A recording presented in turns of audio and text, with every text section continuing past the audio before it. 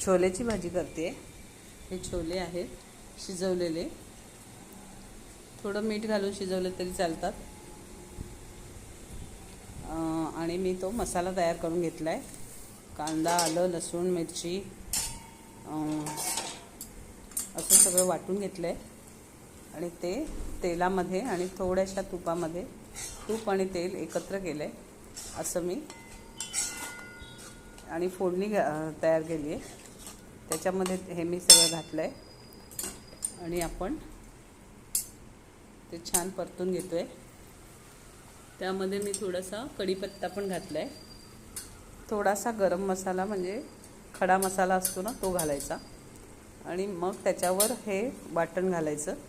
आणि आता मी त्याच्यामध्ये, आता तेल सुटायला लागलं आहे म्हणून हळद, तिखट, थोडासा गरम मसाला, धने जिरे